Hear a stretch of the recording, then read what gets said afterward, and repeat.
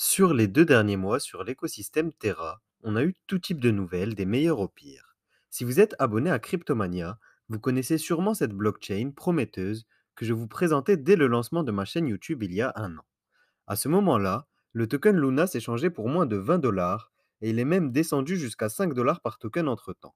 Cependant, à force d'adoption et d'utilité, ce projet s'est désormais imposé dans le top 10 des crypto-monnaies avec un token Luna qui s'échange à plus de 75 dollars par unité. Dans la vidéo du jour, je vais donc revenir sur le projet Terra en détail, avec un petit récapitulatif et une mise au point sur les dernières avancées de la blockchain. Ensuite, j'aborderai les news récentes qui ont affecté cet écosystème, avec notamment la menace qui pèse sur l'application leader sur Terra, le protocole Encore. En fin de vidéo, je reviendrai également sur la levée de fonds record qui a été opérée par Terraform Labs, la société derrière Terra. Bonjour et bienvenue sur Cryptomania. Cette semaine, on fête les 1 an du lancement de Cryptomania avec un événement majeur, le live de samedi à 18 h sur Discord. Pendant ce live, on aura plusieurs événements, mais surtout la chance pour chacun d'entre vous de gagner des cadeaux pour 1000 dollars de valeur. Au-delà des cadeaux distribués, il y aura un tas d'annonces faites à ce moment-là pour l'avenir de Cryptomania, mais aussi des opportunités à ne pas manquer. Alors, si vous voulez participer à ce live dans lequel vous n'aurez rien à perdre et tout à gagner, suivez le premier lien en description pour rejoindre le Discord.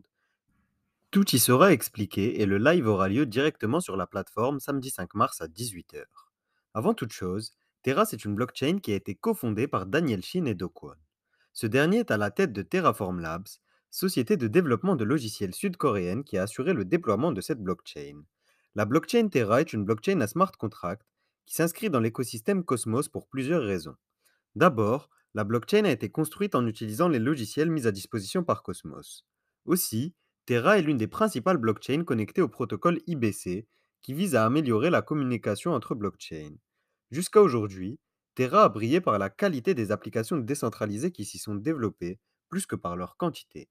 Dans le domaine de la DeFi, on compte notamment des gros succès comme le protocole de paiement Shai Protocol ou la plateforme d'échange de produits synthétiques Mirror. C'est actuellement la seconde blockchain en termes de liquidité investie sur la DeFi. Toutefois, une grosse menace a interpellé toute la communauté Terra il y a maintenant un mois. Pour bien comprendre cette menace, il faut faire une petite rétrospective.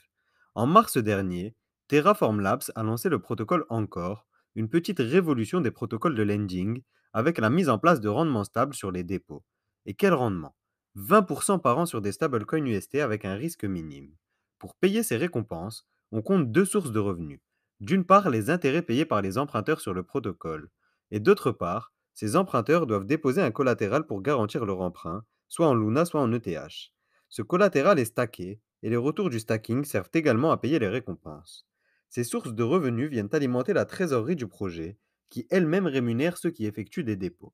Cependant, depuis quelques mois, avec la hausse progressive des dépôts et les emprunts qui ne décollaient pas, l'écart entre revenus et dépenses s'est accentué, si bien que la réserve du protocole a fondu comme neige au soleil. Au plus haut, c'est plus de 2 millions de dollars par jour de différentiel qui étaient observés entre entrée et sortie sur le protocole. Ainsi, dès février, la réserve du protocole encore aurait pu partir en fumée pour tomber à zéro. Cela aurait été dramatique, car il aurait alors été impossible de payer les récompenses des prêteurs. Face à cette problématique, Do Kwon et ses équipes se sont activés pour trouver la meilleure solution. Parmi les solutions qui ont été envisagées et mises en place pour résoudre le problème, voici les deux principales. La première, c'est un processus d'incitation à l'emprunt avec notamment des récompenses payées en token ANC. En effet, un emprunteur qui passe par le protocole encore actuellement reçoit des récompenses pour son emprunt. Ça semble assez fou, mais c'est le cas actuellement, ce qui a permis de faire augmenter la quantité d'UST empruntée par encore et donc in fine les récompenses du protocole. La seconde solution choisie, c'est une réaction beaucoup plus court terme, à savoir la mise en place d'un fonds de réserve au montant impressionnant de 450 millions de dollars. Au plus bas, la réserve du protocole encore était tombée à 6 millions à la mi-février. Ces fonds, sortis de Terraform Labs, ont pour objectif d'assurer la pérennité du protocole encore au moins à moyen terme. L'objectif en définitive, c'est d'assurer la transition grâce à ce fonds de réserve. Par la suite, il faudra que le protocole encore atteigne l'équilibre pour être véritablement durable à moyen long terme. Parmi les pistes, on pourrait voir une baisse du taux de rendement à 15 ou 16% par an, mais aussi des rendements différents selon les quantités de tokens ANC détenus. Si tout cela a eu un impact sur le cours du token Luna, c'est parce que le protocole Encore est le protocole leader de l'écosystème Terra. En particulier, Les UST sont centraux sur ce protocole de prêt et d'emprunt, stablecoin UST qui sont directement liés au token Luna. C'est même l'utilité qui rend le token Luna si particulier parmi les tokens de blockchain en proof of stake. En effet, les Luna sont détruits pour émettre des UST, ce qui signifie que plus la demande en UST augmente, plus la rareté du token Luna augmente également. En détail pour la relation entre Luna et UST, un dollar de Luna token vaut toujours un UST. Grâce à des arbitrages de la communauté, le cours est donc stabilisé de manière algorithmique, sans avoir besoin de fonds de réserve ou de l'implication d'une quelconque autorité centralisée. Le stablecoin UST est d'ailleurs souvent présenté comme le plus gros stablecoin décentralisé à l'heure actuelle. Une autre des utilités du token Luna, token au cœur du projet Terra, c'est de pouvoir le placer en stacking pour permettre le fonctionnement du réseau et en assurer une certaine décentralisation. Depuis la mise à jour Columbus 5, qui a eu lieu il y a un peu plus de 6 mois, c'est tous les frais qui sont prélevés sur le réseau qui viennent alimenter les récompenses des stackers. Ainsi, la rentabilité du stacking est d'environ 10% par an. En réalité, comme des tokens Luna sont détruits chaque fois que des stablecoins UST sont émis, la rentabilité est même plus élevée. Pour stacker ces tokens, il suffit de passer par TerraStation. Une fois que l'on a transféré ces Luna, il faut choisir un validateur auquel on délègue ces tokens. Pour choisir son validateur, trois étapes. D'abord, choisir un des 100 premiers validateurs de façon à être sûr de gagner des récompenses. Pour Terra, comme pour toutes les autres blockchains de l'écosystème Cosmos, le nombre de nœuds de réseau est limité. C'est pourquoi il est primordial de déléguer ces tokens à l'un des 100 plus gros nœuds de réseau pour s'assurer de recevoir des récompenses. La deuxième chose à regarder pour choisir un nœud de réseau, c'est de prendre un validateur avec des frais de réseau réduits. La troisième chose, c'est de se renseigner sur le validateur pour en prendre un fiable et auquel vous accorderez votre confiance. Pour la dernière partie de la vidéo, je vais revenir sur quelques-unes des annonces faites ces dernières semaines autour de l'écosystème Terra. Comme je vous le disais en introduction, il y a une nouvelle qui a fait énormément de bruit ces dernières semaines sur le marché, c'est la levée de fonds record qui a été opérée par Terraform Labs. Pas moins de 1 milliard de dollars ont été levés pour alimenter la Luna Foundation Guard. L'objectif de ce fonds de réserve, c'est d'assurer la stabilité du stablecoin UST, peu importe les conditions du marché. En effet, les stablecoins UST, Won sud-coréen ou la dizaine d'autres stablecoins en circulation sur Terra sont la pierre angulaire de cet écosystème. S'ils venaient à perdre leur corrélation au cours du dollar, les conséquences pourraient être dramatiques pour le projet. Il y a un contexte particulier où la menace serait très concrète sur le stablecoin UST par exemple. Dans un cas de forte correction des marchés, on pourrait voir d'énormes transactions s'opérer, avec des personnes cherchant à sécuriser leur capital en stablecoin. Alors, la demande en stablecoin pourrait exploser, faisant potentiellement chuter le cours, puisque la quantité de tokens en circulation augmenterait soudainement. Si les arbitrages classiques ne fonctionnent pas à ce moment-là, alors le fonds de réserve en Bitcoin interviendra pour maintenir le cours du stablecoin UST.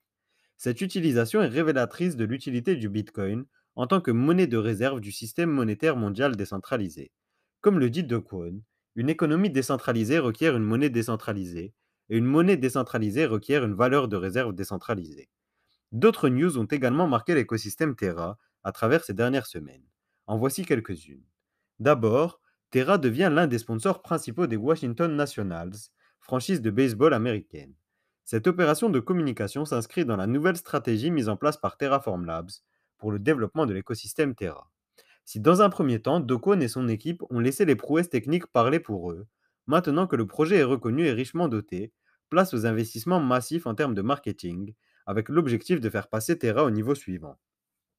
Toujours dans la voie vers plus d'adoption, la plateforme d'échange FTX vient d'annoncer le listing du token Luna, effectif dès le 1er mars, soit demain. L'annonce n'est pas significative prise individuellement, mais elle marque les efforts actuels de la blockchain Terra pour se rendre plus accessible à tous. En termes de potentiel de prix, le token Luna a selon moi encore énormément de potentiel à la hausse. En effet, le stablecoin UST n'en est encore qu'à ses débuts et lorsqu'il sera véritablement massivement utilisé comme moyen de paiement et sur d'autres applications que le protocole Encore, on pourrait voir le token Luna gravir encore des échelons et s'installer à 200 dollars ou plus. Il faut savoir que le protocole Encore pèse actuellement pour plus de 60% de la demande en UST, signe de la dépendance entre le stablecoin UST et le protocole Encore. Par ailleurs, il faut savoir que depuis la mise à jour Columbus 5 de septembre dernier, les tokens Luna qui sont échangés pour émettre des UST sont tout simplement brûlés. Cela met en place un côté déflationniste sur le token Luna si le stablecoin UST est très utilisé. Cela peut être très intéressant pour l'évolution du cours du token. Si par exemple, le stablecoin UST venait à égaler ou dépasser le premier stablecoin USDT, les conséquences sur le cours du Luna seraient énormissimes. Pour finir, j'aimerais faire quelques mises en garde concernant Terra et les menaces qui pèsent sur cette blockchain. D'abord, il y a une semaine, lorsque je faisais mes recherches sur la blockchain Terra pour me tenir informé des évolutions, je suis tombé sur un article plutôt surprenant. Dans cet article Medium, un anonyme qui prétend être proche des équipes de Terraform Labs révèle plusieurs manquements des employés de cette société. Parmi ces manquements, on peut citer un manque de soutien pour les équipes de projet en lancement, une implication minime des employés et une cohésion quasi inexistante à l'intérieur de Terraform Labs. S'il est difficile de savoir la vérité de la situation, cet article est un premier signal d'alerte. L'autre problématique et reproche que l'on peut faire à l'écosystème Terra, c'est de l'opacité sur certaines informations. Par exemple, la traçabilité de la levée de fonds record de 1 milliard de dollars en Bitcoin est minime. Il est encore aujourd'hui difficile de savoir quelle quantité de tokens Luna sont détenus par Terraform Labs, la société derrière cette blockchain. Idem pour la roadmap concernant les échéances à venir pour Terra ou pour Terraform Labs. Rien n'est public, ou alors je suis passé à côté de l'information. Pour donner mon avis, Terra est l'une de mes blockchains favorites. Je pense comme Dokwon que les stablecoins sont au cœur du succès futur des crypto-monnaies et j'ai confiance en son génie pour répondre aux problématiques à venir. Pour la transparence la plus totale, sachez que je suis moi-même investi sur ce projet, mais que j'ai pris position à des cours plus faibles que les niveaux actuels. J'espère que la vidéo vous a plu. Si c'est le cas, n'hésitez pas à laisser un like et à vous abonner. Comme je vous le disais en introduction, si vous ne voulez pas rater les événements de cette fin de semaine avec notamment le live du samedi, rendez-vous sur Discord, c'est le premier lien en description. Si vous voulez en apprendre plus sur Terra, je vous glisse en description les liens vers les autres vidéos que j'ai faites sur cet écosystème, très prometteur selon moi.